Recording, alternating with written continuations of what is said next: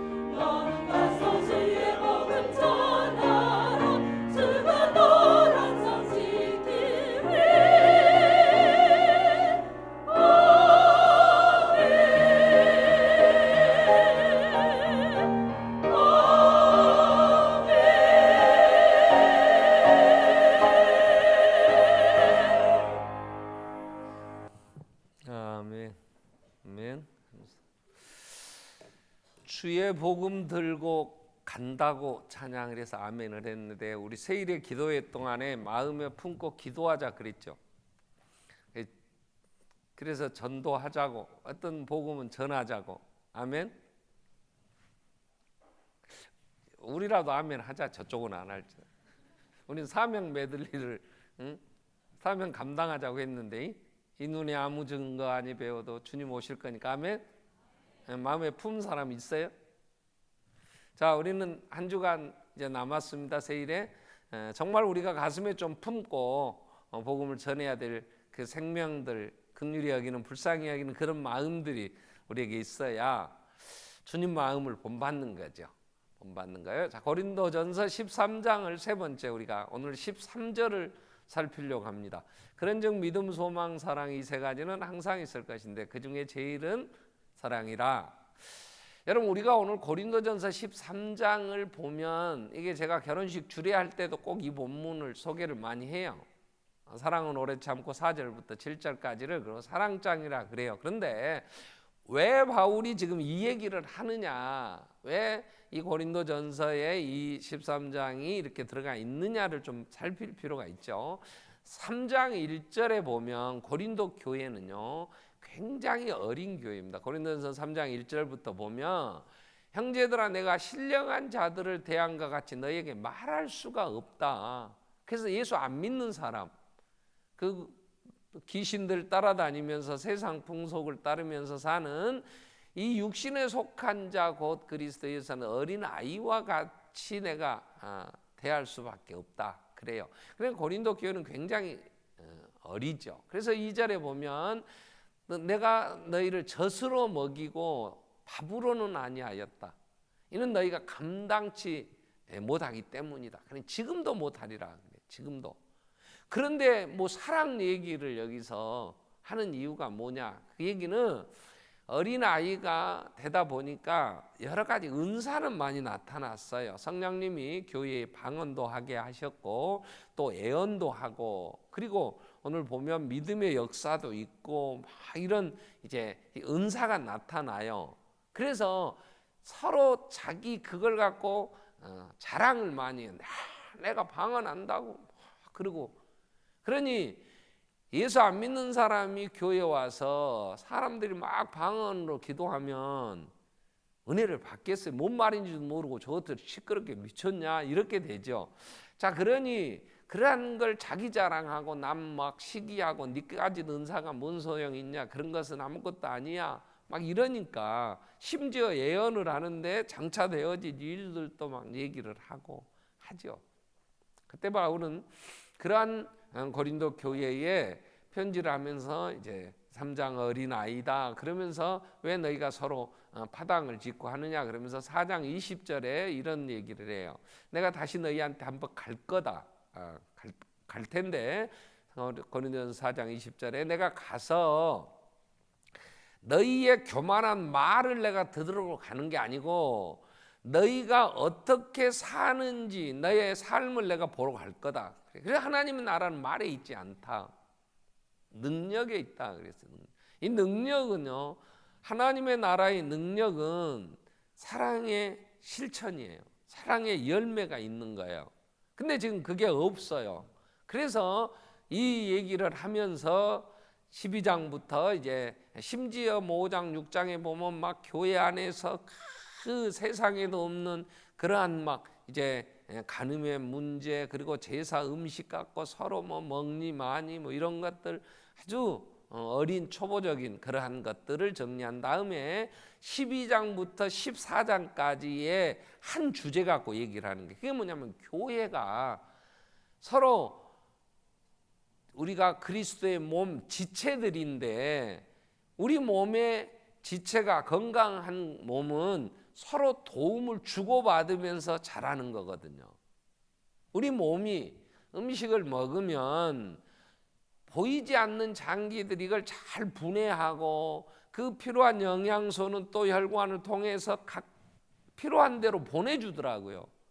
그래서 눈에 필요한 건 눈으로 보내고 귀에 필요한 건 귀로 보내고, 그 많은 장기들이 서로 도우면서 몸을 이루는데, 너희는 그리스도의 몸인데 어떻게 서로 너 필요 없다, 나만 있으면 돼, 막 이러면서 그 하나 되지 못하느냐.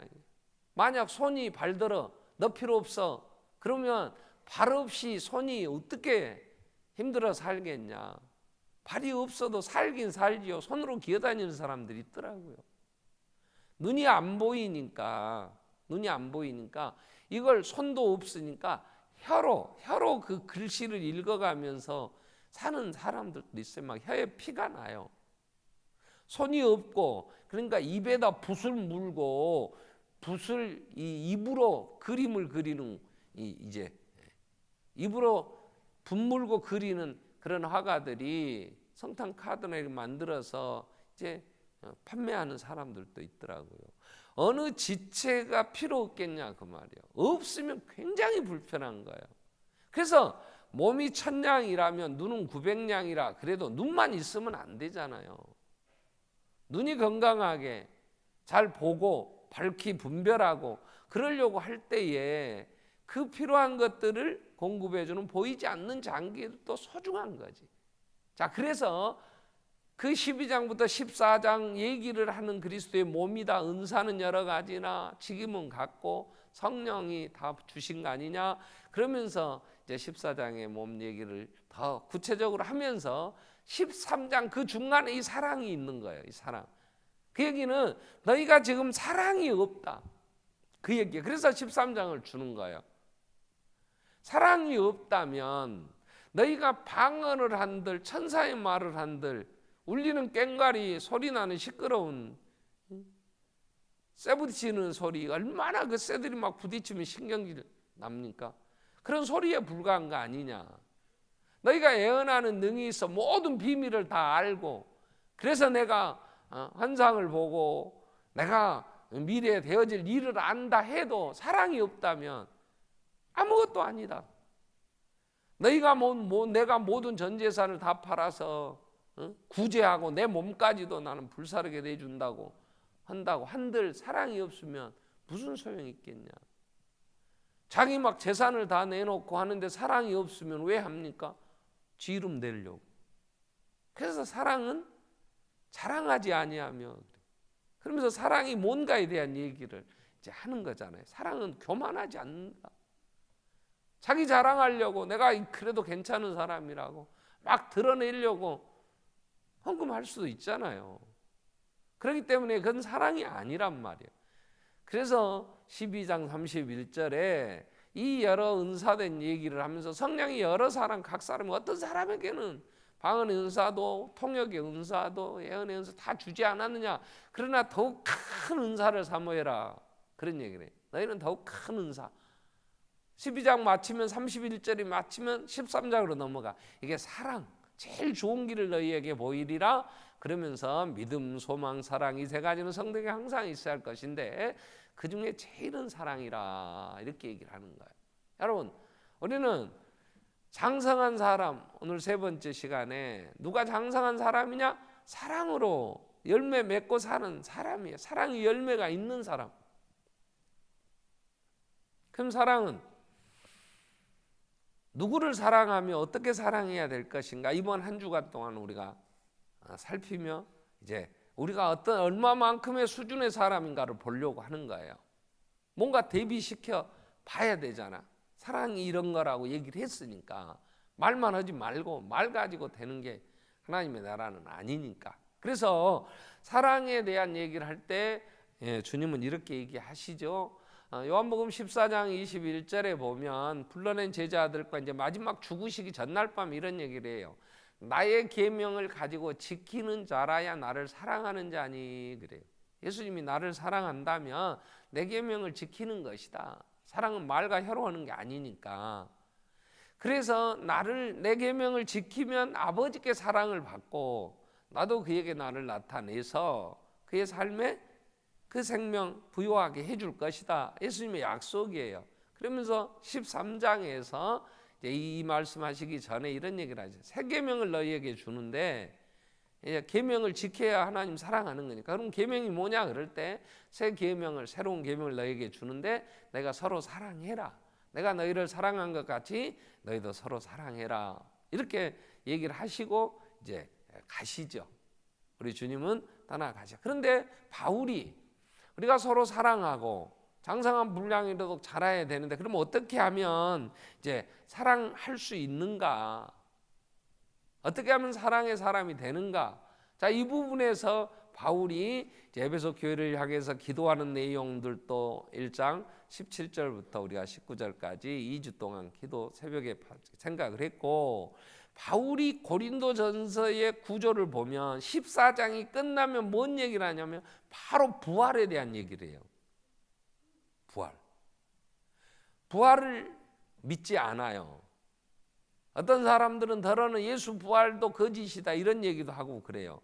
그래서 이 사랑에 대한 얘기, 성도와 교회 안에 서로 성도들 간에 교제하며 소중히 여기며 자기 자랑하지 말고 시기하지 말고, 그리고 자기 유익을 구하지 않고 오래 참고, 그러면서 서로 믿고 견디며 바라고, 이런 게 사랑인데, 그렇게 살려고 그런 삶을 살 수 있는 길이 어디냐 하면서 이제 부활 얘기를 한단 말이에요. 만약 부활이 없다면 16절에 고린도서 15장 16절에 부활이 없다면, 만일 죽은 자가 다시 살아나는 일이 없으면 그리스도도 다시 살지 않았을 것이다. 이걸 뒤집으면 예수 그리스도가 부활했다면 우리는 반드시 살아난다. 그 얘기예요. 부활이 있다. 그래서 17절에 만일 그리스도께서 다시 살아나신 일이 없으면 너희 믿음도 헛되고 너희가 여전히 죄 가운데 있을 것이다. 두 가지. 예수의 부활이 없었다면 우리 믿음도 헛되다. 우리는 뭘 믿냐? 예수님의 죽으심과 부활을 믿어. 그래서 우리도 주님과 함께 영원한 영생 부활을 믿는 거거든. 부활이 없다면 우리 믿음도 헛것 아니냐. 또 하나, 너희가 죄 가운데 있다는 말은 로마서 5장 23절에 얘기를 하면, 4장 23절에 바울은 그런 얘기, 우리의 범죄함 때문에 그분이 내어줌이 되었고 우리를 의롭다 하시기에 살아나셨느니라 그랬거든요. 부활하셔서 하나님 앞에 우리를 보증서 주시며, 그 부활은 우리 죄가 하나님 앞에 온전하게 값을 다 지불했다는 증거로 예수가 부활을 하신 거예요. 돈을 갚았어요. 그래, 이제 너는 내게 진 빚을 다 갚아서 그리고 영수증을 써준 게 부활이라는 거예요. 예수의 대속 사역을 통하여 인류의 죄를 다 해결하신 예수님을 하나님이 흡족하게 받으셨다고 보여준 사건이 부활인 거예요.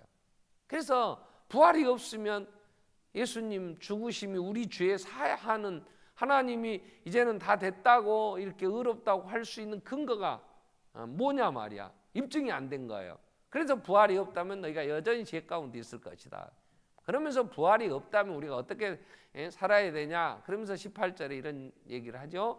자, 또한 그리스도 안에 잠자는 자들도 망하였을 텐데, 죽어버린 죽은 자들, 예수 안에서 순교하고 죽었던 자들이 부활이 없다면, 그렇게 죽어버렸으면, 그리고 부활이 없다면, 내세가 없고 하나님의 영광의 나라가 없다면 그처럼 억울할 일이 어디 있겠냐? 그들이 바라본 것은 부활인데, 그래서 만일 그리스도 안에서 우리가 바라는 것이 이 세상 사는 것뿐이라면 우리가 제일 불쌍한 자다. 제일 불쌍한 자다. 그럼 부활이 있다면 예수 안에 우리는 영광스러운 자죠.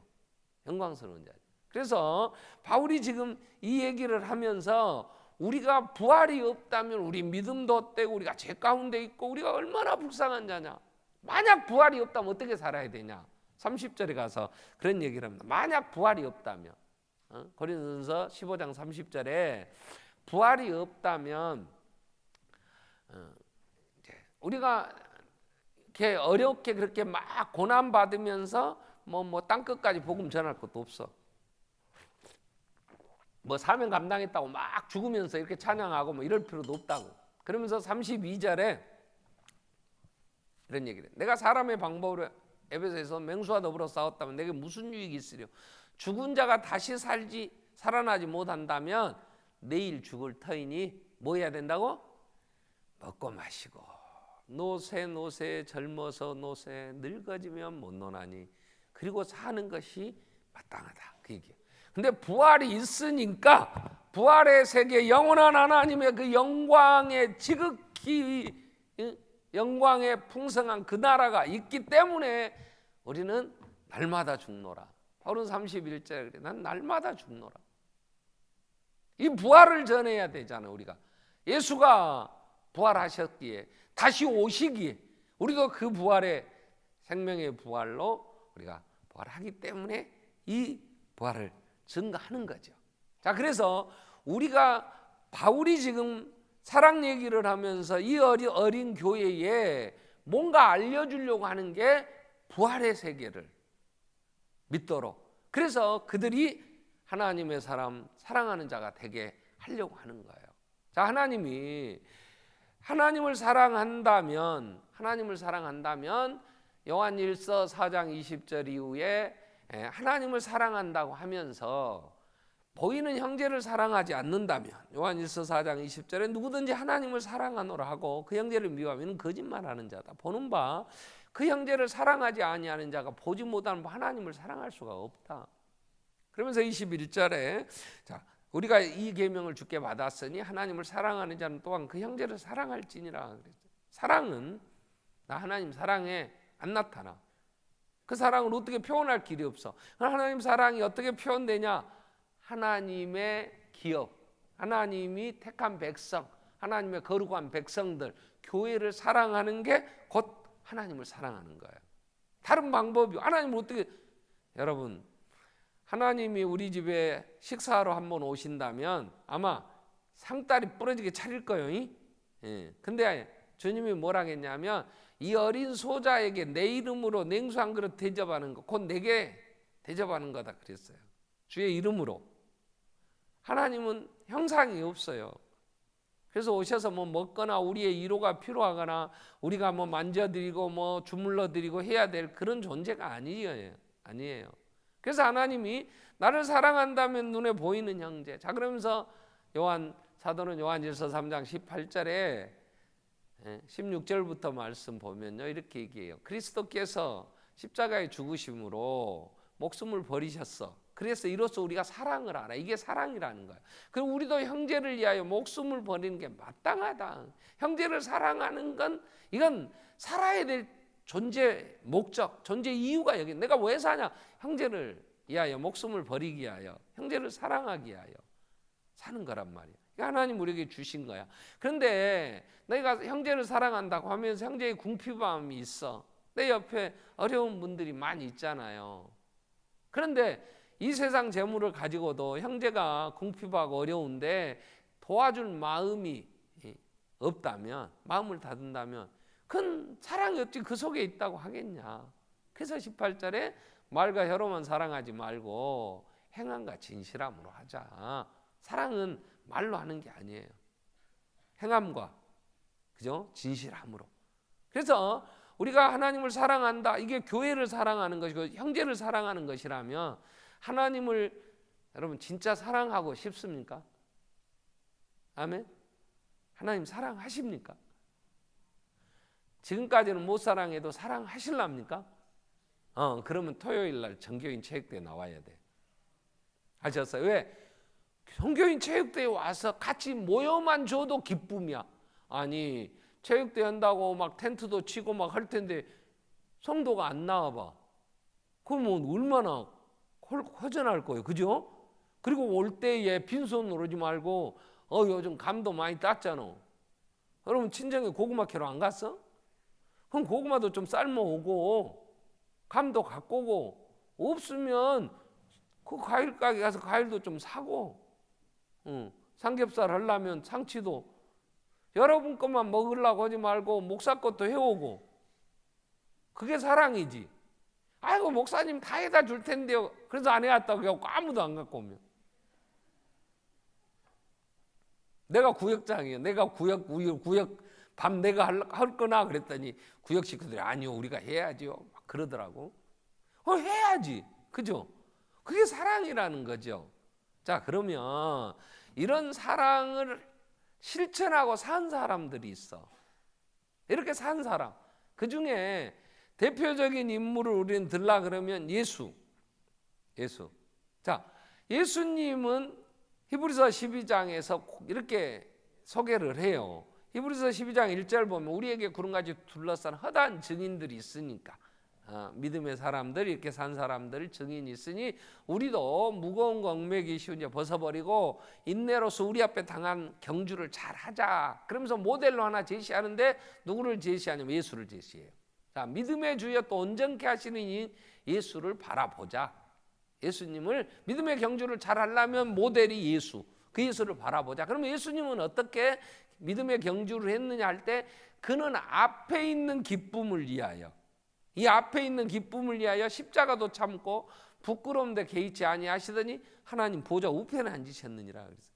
예수님이 앞에 있는 즐거움 바라보는 건 뭐냐면 부활하신 후에 하나님의 보좌에 함께 앉는 하나님의 영광의 그 나라, 장차 완성될 하나님이 이루시는 마지막 구원의 종결점, 그 예수의 재림으로 인하여 이 땅을 구원하시는 새하늘과 새 땅, 주님은 그걸 바라보고 부활의 세계를 바라보고 십자가도 참았어. 죽기까지 복종했어. 부끄러운 그 멸시조롱 정말 창피했어. 그러나 그 앞에 있는 즐거움은 이 당하는 부끄러움과 비교가 안 돼.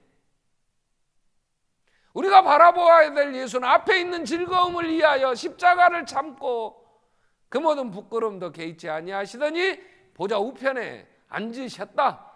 그래서 바울은 지금 부활 얘기를 15장에 하는 거예요. 부활이 없다면 우리가 믿음도 떼고 죄도 사해지지 않고 망할 자들이 아니냐. 부활이 있다면 우리는 그 영광의 그날 어떻게 해야 될 거냐. 그래서 고린도서 15장 57절 58절에 부활의 결론을 이렇게 내려요. 형제들아, 57절의 말씀 보면 우리 주 예수 그리스도로 말미암아 우리에게 승리를 주시는 하나님께 감사하노니 58절에 그러므로 형제들아, 내 사랑하는 형제들아, 견실하고 흔들리지 말고 주의 일에 항상 더욱 힘쓰는 자들이 되자. 너희가 그렇게 되어야 될 거야. 왜? 이는 너희 수고가 주 안에서 헛되지 않기 때문에. 부활의 그날 주님 앞에 우리가 상 받기 때문에 경고하고 흔들리지 말고 주의 일에 더욱 힘쓰는 자들이 되자. 그럼 예수님은 하나님이시니까, 그리고 인간이 되셨으니까 그분은 그렇게 살았다고 치면 우리와 똑같이 인간이 되어 죄인으로 살았던 사람들은 어땠어요? 그중에 우리가 믿음의 조상이라고 하는 아브라함은 어땠냐고. 아브라함을 창세기 12장 1절에 하나님이 불러요. 여호와께서 아브라함을 이제 불러내시죠. 어디서 부르냐? 죄인. 그가 우상 숭배자예요. 그 갈대아 우리에 있을 때 여호와께서 아브라함에게 이렇게 얘기하세요. 너는 너희 고향을 떠나라. 고향을 떠날 때 너희 친척들도 다 데리고 가지 말고 너 혼자 가. 네 아비 집도 떠나야 돼. 일가 친척 다 두고 너는 떠나라. 내가 너에게 보여주는 땅, 그 땅으로, 약속의 땅으로 가라. 이때 아브라함 시대, 지금부터 약 4,000년 전에는 누구도 막아줄 자가 없으니까 가족들끼리 어울려 사는 시족 사이였어요. 집안이 번성하지 못하고 수가 적으면 더 많은 집안이 와서 치고 빼앗으면 방법 없어요. 당해야지. 그때는 그런 시족 사이였으니까. 근데 거기서 떠나 혈혈단신 외국에 이민을 간다? 이건 목숨 내놔야 되는 거예요. 굉장히 위험한 거예요. 근데 히브리서 11장 8절은 이 하나님의 부르심에 아브라함이 어떻게 했더냐? 11장 8절 이렇게 해요. 믿음으로 아브라함은 부르심을 받을 때 순종하여 장래 유업으로 받을 땅에 나아갈 때 갈 바를 알지 못하고 나아갔어요. 갈 바를. 하나님의 약속 믿고 하나님이 가라고 하니까 그 믿음으로 하나님 순종하고 갔어. 그랬더니 하나님이 약속한 대로 가나안 땅에 가서 그 아무도 없는 데 가서 자식도 낳았죠. 그리고 엄청난 거부가 되는 거예요. 거부가. 얼마나 그가 정말 힘이 있었느냐. 예루살렘을 중심으로 한 다섯 왕이 소돔 고모라에 연합해 갖고 들어와서 싸그리 그냥 다 뭉개고 그 성의 사람들 다 사로잡아가고 좋은 거 다 뺏어갔어요. 조카 롯도, 아브라함이 너무 부자가 됐고 그 조카 롯도 부자가 된가 서로 종들끼리 싸우니까 우리 헤어지자 그래서 헤어졌는데 그 조카 롯이 소돔에 살았거든요. 거기서 잡혀가 놓으니까 아브라함이 집에서 키운 사병들, 그리고 용병들 모집해서 318명의 개인 군대를, 개인 이 전장에 나가는 이 군사들을 이끌고 저녁에 기습해서 연합군을 무찔러. 그 정도 되면요, 이건 개인의 이 재산이, 그리고 그 힘이 막강한 거예요. 자, 그렇게 엄청난 재산도 있고 권력도 있고 당대의 사람들이 아브라함을 굉장히 두려워했어요. 왜? 너는 하나님이 함께 하시는구나. 그래서 아브라함한테 함부로 못했어. 이 정도 되면 이 땅에서 한마디로 출세한 거예요. 세상 사람들이 얘기하면 우리가 바라는, 우리가 지금 생각하고 있는 그 꿈을 다 이룬 거야. 그러면 아브라함은 어떻게 살아야 돼? 이러면 하나님이 복 주셔서 이 땅에 아브라함 성을 짓고 견고하게 아브라함의 이름을 걸고 그 요새를 짓고, 그리고 아브라함이 천년 만년 살 걸 대비하여 지하 방카도 만들고, 이렇게 해야 말이 맞아. 근데 9절에 히브리서 기자는 믿음으로 순종하여 갈 바를 알지 못하고 갔는데, 아브라함은 믿음으로 그가 이방의 땅에 있는 것 같이, 그렇게 엄청난 걸 가지고 있었지만 그는 가나안 땅에 살면서 언제나 외국인처럼 살았다는 거예요. 나그네처럼. 왜? 그 동일한 약속을 유업을 함께 받은 아들 이삭이나 손자 야곱이나 더불어서 그들은 장막 속에 살았어. 천막치고. 왜냐? 나그네는요, 그날 하룻밤 이 도시에서 자고 다음의 도시로 가야 되면 빨리 가야 되니까 너무 많은 짐을 가지고 다니거나 너무 번거롭게 많이 펼쳐놓으면, 여러분 혹시 여행 가면 이제 하룻밤 자는 호텔에 그다음 또 호텔로 또 그다음 날 옮기면 가이드가 이래요. 짐 다 풀지 마세요. 오늘 저녁 쓸 것만 딱 꺼내고 내일 아침 일찍 갑니다. 그러면 짐도 다 안 풀어. 왜? 그 다음 날 다 풀어놓고 막 속에 속옷 넣고 뭐 서랍에 뭐 바지 넣고 하다가 아침에 짐 싸려면 잊어버려, 잘못하면.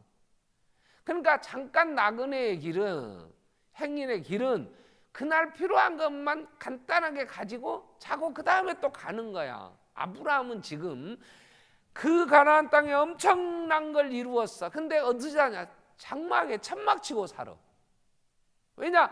떠나면 바로 가야 되니까. 나그네의 길. 그래서 10절에 이렇게 얘기를 합니다. 이는, 그렇게 산 이유는 그가 하나님이 계획하시고 지으실 터가 있는 성을 바랐습니다. 하나님이 계획하고 지으시는 새하늘과 새 땅을 바라보고 이 땅에 살았기 때문에 이 땅에 미련이 없었어. 이 땅에 거대 그렇게 연연하지 않았어. 그리고 나그네처럼 장막에 살았단 말이야. 그와 이삭과 야곱, 유업을 함께 약속으로 받은 그들이 삶이 그랬어. 우리가 이 땅에 하나님이 하나님을 사랑하고 이웃을 사랑하라 그러는데 우리는 뭘 사랑하냐? 그러면 요한 1서에 보면, 요한 1서 2장 15절에 너희는 이 세상이나 이 세상에 있는 것들을 사랑하지 마라 그래요. 이 세상이나 세상에 있는 것들을 사랑하지 말라. 누구든지 세상을 사랑하면 아버지의 사랑이 그 안에 있지 아니하다. 그러니까 하나님을 사랑해야 되는 우리는 지금 뭘 사랑하고 있냐면 이 세상을 사랑해. 세상에 있는 것들을 사랑해. 그러니까 이 세상이나 이 세상에 있는 것들을 사랑하면 하나님을 사랑할 수가 없는 거예요. 하나님을 사랑하든지 돈을 사랑하든지 둘 중에 하나여야지 사람이 두 주인은 못 섬긴다는 거예요. 한 여자를 사랑할 수 있는 마음밖에 우리는 없어. 근데 두 여자를 사랑한다면 어떤 여자가 확 긁어버려야 돼. 그건 사랑은 그렇게 쪼개지는 게 아니야. 그죠? 아, 난 당신도 사랑하고 나는 쟤도 사랑한다니까. 그러면 확 본처가 긁어버려야지. 고속도로 내는 거지. 어떻게 그럴 수가 있냐고. 사람은 존재, 우리의 본질상 그럴 수가 없는 거예요. 그래서 너희는 이 세상이나 세상에 있는 것들을 사랑하지 마라 그래. 그러면 이 세상이나 세상에 있는 게 뭐냐? 16절에서 요한일서 2장 16절에 정리를 이렇게. 이는 세상에 있는 모든 것이 육신의 정욕, 안목의 정욕, 이 생의 자랑이다. 세 가지. 이건 아버지께로 온 게 아니야. 세상으로부터 왔어. 이건 다 지나가. 17절에 보면 이 세상도 그 영도 지나가되 오직 하나님의 뜻을 행하는 영혼이 거하는데, 이 세상에 사는 사람들이 뭔가 힘을 얻으면요, 일단 육체의 정욕을 따라 삽니다. 이걸 너무 사랑하니까 그걸 추구하고, 육체의 정욕 중에 돈 좀 벌면 육신의 욕구 중에 가장 이제 이 돈과 이 세상의 힘을 가지면 이게 일어나는 욕구가 뭐냐면 성욕이에요. 성욕. 그래서 땅의 지체를 죽이라, 육체의 일은 현저하니 하고 나오는 것 보면 음행과 더러운 거, 호색, 뭐 하여튼 우상숭배 이렇게 나가요. 인간의 이 성적 욕구는요, 이게 아주 기회만 있으면 사람 무너뜨리려고 얼마나 발동을 합니다. 근데 이게 육체의 그런 정욕을 추구하고 사는 이 세상의 사람들, 돈 좀 벌면 뭐 하냐고. 대부분 한 잔 먹고, 한 잔 먹으면 2차 3차 가서 뭐예요? 성매매업소에 뭐 남자들만 다녀요. 요즘 여자들도 여성 전용 바들이 있어. 거기서 체격 좋고 그냥 진짜 초콜릿 볶음 같은 거 막 한 애들 말이야. 젊은 애들이 막 아이고 누나, 거기서 뭐라고 부르나 모르겠어. 나는 자우지가. 이러면서 하면 또 막 그냥 그런 여성 전용 바들도 있잖아요.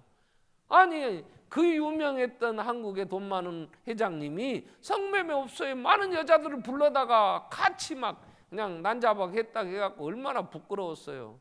얼마나 부끄러웠으면 아예 그냥 언론에서 떠들도 못하도록 다 봉했나 몰라. 요즘은 나오도 않더라고. 육체에 원하는 것을 해요. 본질상 진노의 자녀이기 때문에. 그리고 또 하나 우리에게 육체의 성욕도 있지만 또 하나 육체의 욕구가 식욕이에요. 식욕. 세상 사람들이 돈 좀 벌면요, 야 어디 맛있는 거 없나 그래서 맛집 찾아다녀. 텔레비전에 보면 주말쯤 되면요 전국의 맛집 소개해요. 왜요? 그런 거 추구하고 다니는 사람이 많잖아요. 제가 아는 사람 중에 제가 아는 내가 아는 사람 중에 돈이 제일 많은 사람이 하나 있어요. 그러면 나하고 친구다 뭐 이렇게까지는 얘기하기 어렵겠지만, 그게 그 대기업의 총수아들, LG 그쪽 그룹의 부사장까지 하고 개인 이제 더 다른 거 사업하겠다고 나와서 지금 홍콩 살아요. 왜냐, 이 친구가 주로 한 30년 가까이 미국 가서 한 7년, 일본, 북경, 뭐 홍콩 뭐 이런 데 가서 해외 지사에 이렇게 쭉 있었기 때문에 홍콩은 집 비싸기로 싱가포르가 홍콩이 세계에서 제일 비쌉니다. 거기 살아. 그래도 저하고 30년 가까이 만에 연락이 돼갖고 나 만난다고 광주 왔더라고. 강주 온다 그러니까 야 강주에서 밥 한 끼 저녁 먹고 올라가야 되는데, 그래서 그러면 강주에서 뭘 대접할까, 그래서 강주에서 제일 강주다운 식당이 어디냐고 찾았더니 누가 소개를 합니다. 그 집이 제일 간장 이 맛이 이 전통 간장으로 음식하는 데가 있다고. 그래서 내려왔길래 여기 예배당에 앉아서 한 1시간 여기다 밥 먹으러 가자고 이제 그 집 가서 밥을 저녁 이제 간단하게 샀어요. 이게 강주 맛이다. 강주는 이 집이 제일 그래도 간장 맛이 좋다더라. 그랬더니 이 친구가 이제 지가 한번 나한테 밥 대접한다고 그래. 그래가지고 제가 연초에 이제 태국 안식년 한다고 가 있었더니 태국으로 왔어요. 밥 산다고. 저녁에 밥을 사러 태국에 가서 이게 태국 음식이야. 전통. 그러고 다니는데 내가 태국 방콕에 수도 없이 갔어요. 많이 갔지요. 그랬는데 한 번도 나는 들어보도 못해서 가보도 못한 것을 어떻게 알고 이 식당은 이런 게 잘해 가가지고 뭐 이거 이거 뭘로 만들었고 막 뭐라 했는데 모르겠어 나는. 그리고 그 다음날 또 저녁을 산다고 어디로 데리고 가서 뭐 이 집은 또 뭐 한다고 막 소개를 하는데, 이야 너 먹는 거 그러면서 와인에 대한 얘기를 막 하는데 완전 그냥 책을 쓰겠더라고. 그러면서 내가 요즘 꽂힌 게야 인도 카레에 꽂혔다 그래. 인도 카레가 종류가 수백 가지인데 이야 이 카레마다 내가 꽂혀서 인도 카레 먹으려고 인도도 가고 전 세계 어디든지 인도 카레 이런 걸 잘하는 집 있으면 찾아가고 한다고 그래. 내가 가만히 그 얘기를 듣다가 그래 너는 예수가 없으니까 돈은 있겠다. 그런 거라도 해야 살겠다. 뭘로 살 거야 삶이. 그래서 사람들이 먹는 거 찾아. 그러니까 그런 소개하는 프로그램들 막 그런 책자들이 많잖아요. 육신의 정욕, 안목의 정욕. 여러분, 사람이 좀 움직일만 하고 좀 여유가 생기면 관광하잖아요. 여행 다닌다. 이게 다 안목의 정욕을 채우겠다고 다니는 거 아니야. 세상 사람들이 태어나서 꼭 가봐야 될 여행지 1, 2, 3번 꼽으라면 1번이 그랜드 캐년입니다. 통계가 그렇게 나왔어. LA에서 라스베가스 가는 쪽에 있는 그 캐년에 그 큰 골짜기, 이게 세계에서 하나님이 창조한 세계의 가장 엄청난 이제 모습이라 그 말이지. 그리고 파리에 가면 그 철탑 몇 개 그냥 철근 엮어서 볼트 재놓은 거, 그걸 에펠탑에 이름 붙이고 1년에 1,000만 명. 에펠탑을 보러 오는 사람 1년에 1,000만 명이 온대요. 그래서 솔로몬이 뭐라 그랬어요? 눈은 보아도 족함이 없다. 그 무엇도 인간의 식욕은 차지 않아요. 사람의 수고가 입을 위하여 수고하나 그 식욕은 차지 않는다고. 선도서 6장 7절에. 그러면 사람이 사랑하는 육체의 정욕, 안목의 정욕, 이생의 자랑, 이름 좀 내보겠다고 별짓을 다 하고 안 되는 애기들을 스케이트 신겨갖고 김연아 같이 못 뛰냐고 발목 삐어버려. 왜 나는 소년제가 아니냐고 했었고 그랬으면 어쩌자는 거예요. 사람들이 그러한 데 빠져서, 왜? 보이는 게 그것밖에 없으니까. 그런데 아브라함은 보이는 게 있었어. 그게 뭐냐? 하나님이 계획하고 지으시는 그 새하늘과 땅이 보여. 부활이 보여. 부활을 알아. 그러니까 이 땅에 그러한 거 추구하고 살지 않았어. 우리는 모세는 태어날 때부터 어려웠어요. 3개월 만에 죽어야 돼. 태어나면서 죽어야 될 법이 선포돼 있었어. 남자아이가 태어나면 죽이라고. 근데 산파들이 하나님 두려워해 죽이지 않았어. 엄마가 몰래 3개월을 키웠으나 더 이상 숨길 수가 없어. 애기 울음소리가 커지니까 물에 역청 발라서, 갈대상자에 역청 발라서 물에다 띄웠어. 하나님 알아서 하세요. 근데 누가 건졌냐?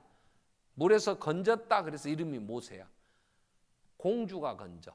애굽의 공주가. 이 공주는 무남동녀 외딸이었어요. 그런데 자식이 없는데 부모도 자기 하나 낳았어. 그리고 자기도 자식이 없어. 그래서 후궁을, 자기 남편이, 이 대릴 사이로 온 이 남편이 후궁 다른 여자를 통해 아들을 낳았어. 그럼 이 공주는 열받게 돼 있어. 전현이 낳은 거 저것이 왕이 돼? 나는 안 돼. 막 이러면서 막 고민할 거 아니야. 그러다가 목욕하러 갔다가 애기 우니까 그게 히브리인이라는 걸 알아. 그러면서도 물에서 건져서 자기 아들 삼았어. 그리고 40년을 최고의 공부를 시키고 그 모든 준비시켜서 40년 만에 애굽의 학문을 통달했어. 그리고 아주 명석해 모세가.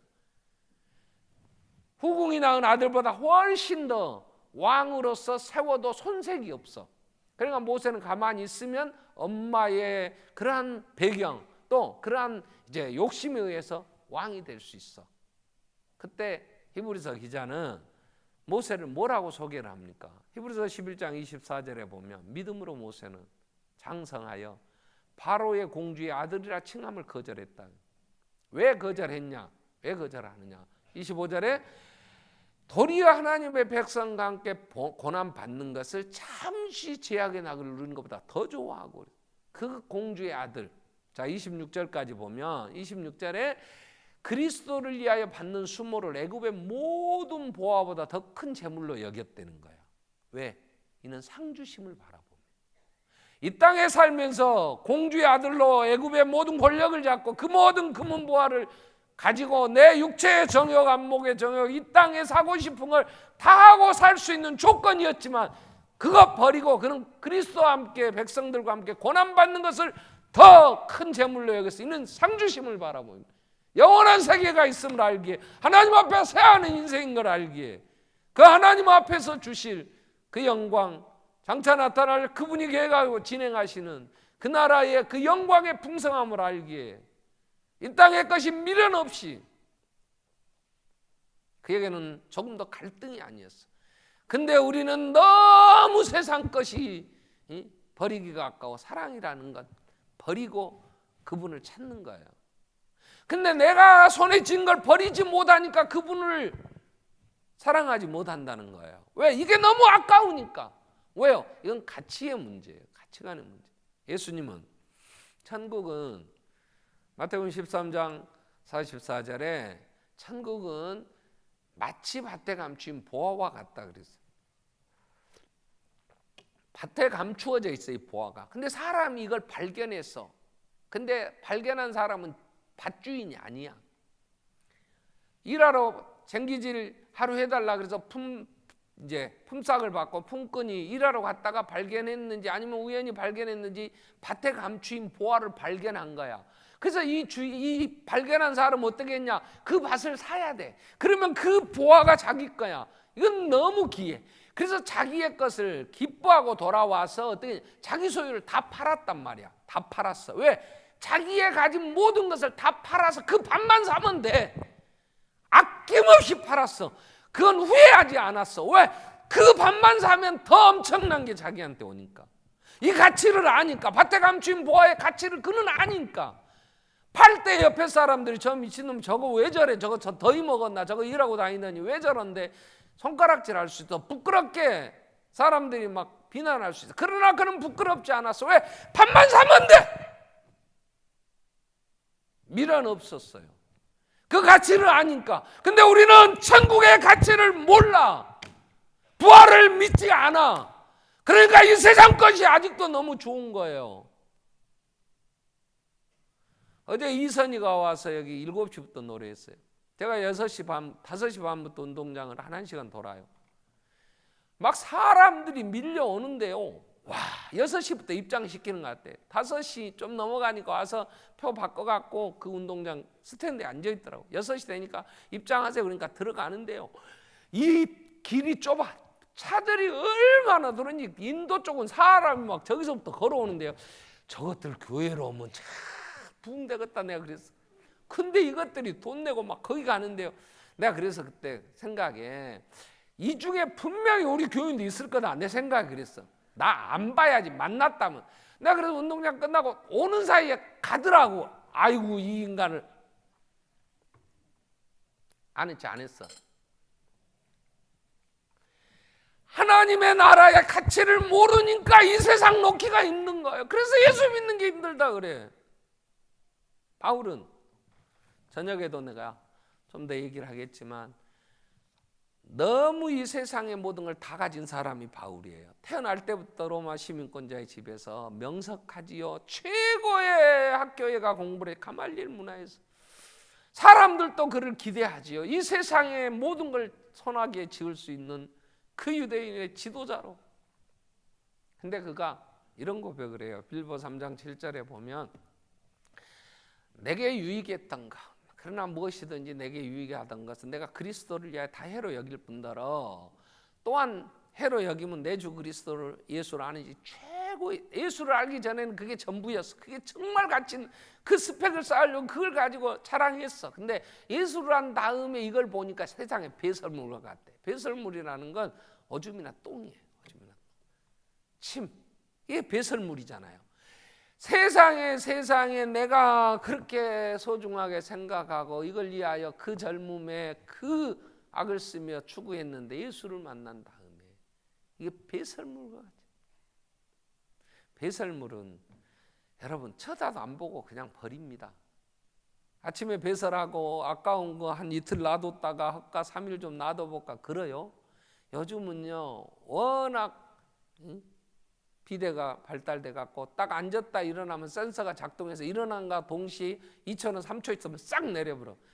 아깝다고 그것 막 잡으려고 하는 사람 아무도 없어. 이 세상 것의 가치를 밭에 감추인 보아 예수를 한 다음에 바울은 배설물. 그는 갈등이 없어. 그래서 지금 이 고린도서 15장을 쓰면서 부활이 있지 않느냐. 우리가 이 세상에 썩어질 걸 추구하고 그렇게 사는 어린 사근자가 되어서는 안 되죠. 그래서 에베소 교회를 위하여 기도할 때에도 지혜와 계시의 성령님 하나님을 알게 해주시고 성도들의 마음의 눈을 밝게 열어서 하나님이 왜 부르셨는지, 하나님이 부르셔서 하나님의 기업 소유된 백성 삼으셨는데 그 하나님의 능력으로 이루시는 계획하고 진행하시는 그 영광의 나라, 그 영광의 풍성함을 알게 해주세요. 간절히 기도하는. 우리 한번 기도하겠습니다. 여러분, 우리는 내가 아는 가치의 문제, 이건 밭에 감추인 보화처럼 예수는 드러나지 않았어요. 아는 자만 알아요. 세상의 지혜로는 알 수가 없어. 그러나 우리는 분명히 이 세상 죽고 끝은 아니에요. 부활이 있어요. 영광의 그날이 있어요. 그렇다면 우리는 그 나라를 바라보고 부끄러움을 개의치 아니하시고 가신 예수님처럼 그 성을 바라보고 나간 장막에 거하는 아브라함처럼 더 큰 보화로 여기며 그리스도와 함께 고난받는 모세의 삶처럼 우리는 살아야지. 지혜를 주십시오. 한 번 더 보게 해 주십시오.